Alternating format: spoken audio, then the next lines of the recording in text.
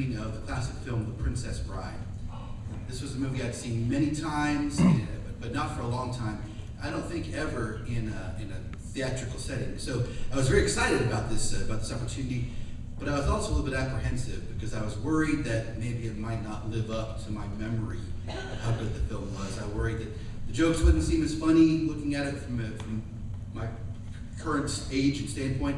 I worried the film wouldn't have dated very well, but having seen it again, all those worries were not necessary at all. The movie is nearly perfect, and it was interesting to get to watch it in that kind of a setting where I could laugh along with an audience at the jokes, where I could see which scenes got big reactions. And it was actually a very meaningful, communal kind of experience, with one notable exception.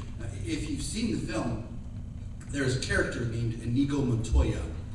And Inigo is, there he is. And Inigo Montoya, in the film, his father is killed when Inigo is very young. He is murdered by this archetypal villain, Count Rugen, the six-fingered man. And from that moment forward, it is Inigo's quest to avenge his father's death. And this is such a fantasy theme for Inigo that he even practices the dialogue he'll use when he finally gets to meet the six-fingered man. He'll say, "Hello, my name is Inigo Montoya. You killed my father, prepare to die." The accent's a little stronger, but those are the words that he uses. And he gets the moment to do that later in the film. He confronts Count Rugen, and he avenges his father's death. And in that moment, in the theater, there is an eruption of cheering around me. There is this visceral emotion shared by the audience that is cheering on the death of Count Rugen. And I am sitting there struck with this strong sense of cognitive dissonance. There's the person watching the film, caught up in the characters, feeling the emotions and really feeling satisfaction in the completion of Inigo's quest.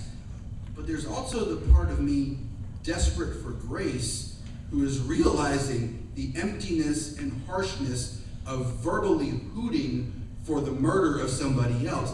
There is a serious disconnect going on. The movie almost redeems itself a few scenes later when Inigo, post-revenge, says to another character named Wesley, "I've been in the revenge business so long, now that it's over, I don't know what to do with the rest of my life." And to me, this is the truest line in the whole film. This is the most genuine sense of what life is expressed in this movie. Revenge can encompass us so completely. It can consume, it can reduce us to our most base versions of ourselves. As much as I love movies, and if you know me at all, you know I'm completely obsessed with them.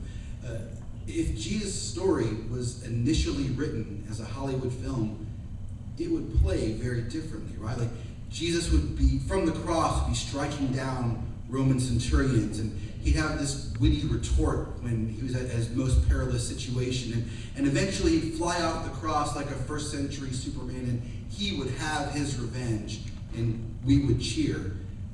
But in reality, his clever quip isn't incredibly clever from our standpoint.